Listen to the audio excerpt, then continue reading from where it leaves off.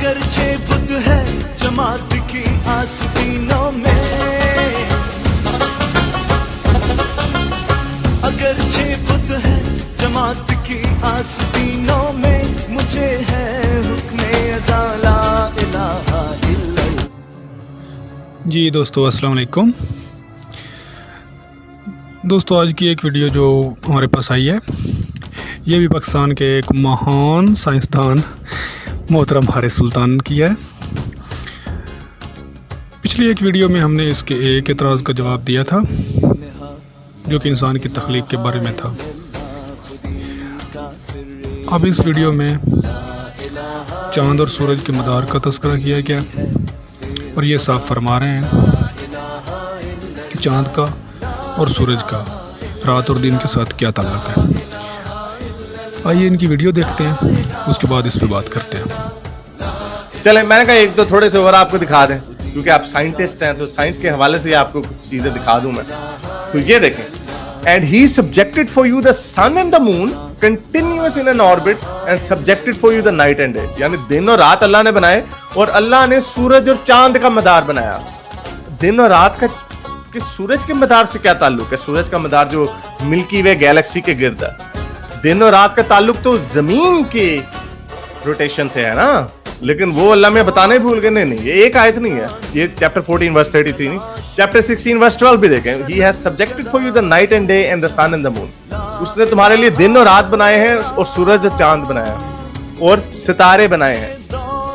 Indeed in that a signs for a people who reason. हाँ, अब इसमें भी दिन और रात का सूरज और चांद से क्या ताल्लुक? अच्छा चले आगे चलते हैं। Chapter 21 verse 33, and it is he who created the night and the day and the sun and the moon, all heavenly bodies in an orbit are swimming.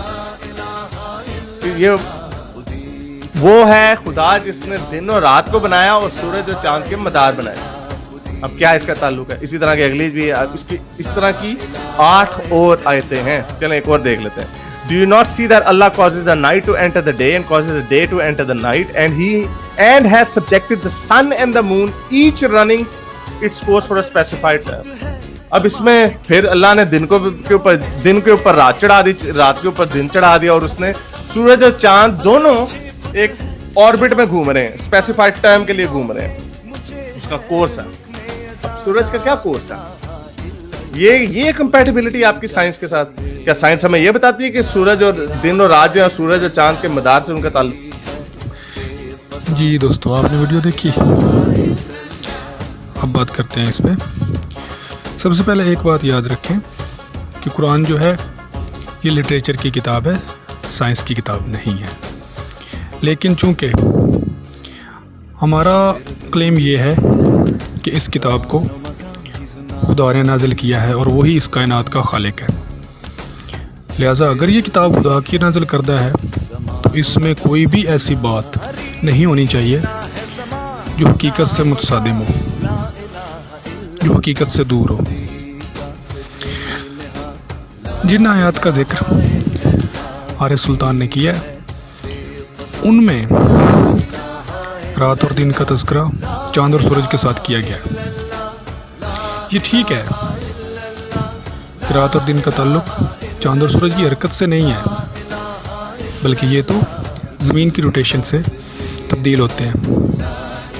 लेकिन जो दूसरी बात की गई है कि चांद और सूरज अपने अपने मदार में तैर रहे हैं, तो इस बात को जदीद साइंस तस्लीम करती है कि चांद अपने मदार में तैर रहा है और सूरज अपने मदार में तैर रहा है।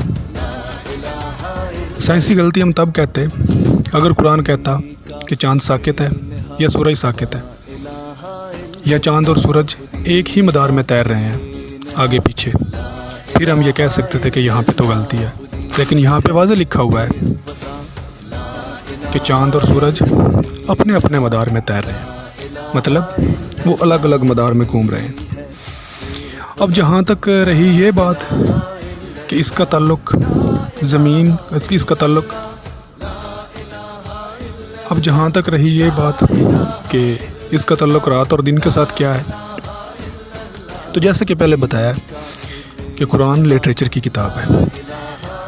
और किसी भी लिटरेचर में आप दुनिया का कोई भी लिटरेचर उठा के देख लें, किसी भी बंदे से पूछ लें, चाहे वो जितना बड़ा साइंसदान हो, जितना बड़ा एथीस्ट हो, वो ये नहीं कहेगा कि फ़लाँ टाइम पे ज़मीन की हरकत जो है वो चांद के उल्ट, सूरज के उल्ट हो जाएगी और सूरज जो है उसकी रोशनी ज़मीन पे आ जाएगी। दुनिया में हर जगह, हर लिटरेचर में यही राइज है कि सनराइज़ और सनसेट, सूरज का तुलू होना और सूरज का गरूब होना ही लिखा जाता है।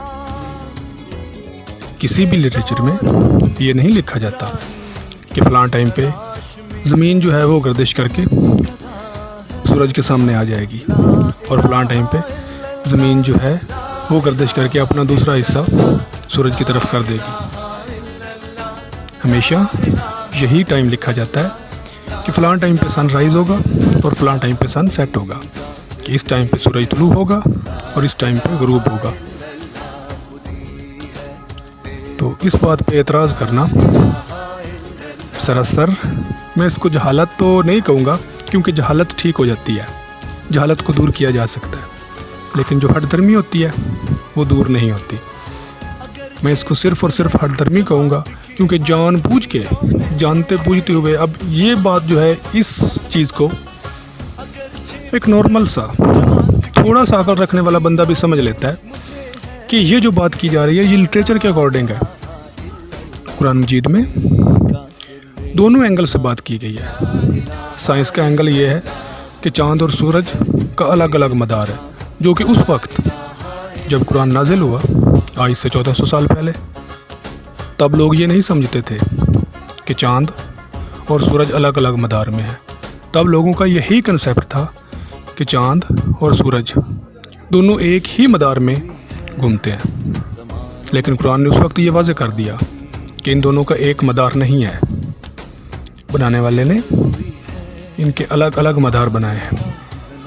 और साइंस ने ये चीज़ सदियों बाद दरियाफ्त की कि चाँद और सूरज का अलग अलग मदार है। और दूसरी बात, वो लिटरेचर के मुताबिक है। कोई सी लिटरेचर में दिखा दे जहाँ पे ये लिखा जाता हो कि फ़लाँ टाइम पे ज़मीन जो है वो गर्दिश करके सूरज के सामने आएगी और दूसरा हिस्सा सूरज के अगेंस्ट करेगी, जिससे रात वाक़ होगी। हमेशा सूरज का तुलू होना और सूरज का गरूब होना ही लिखा जाता है। Thank you so much. अगर बुत है जमात की आस्तीनों में,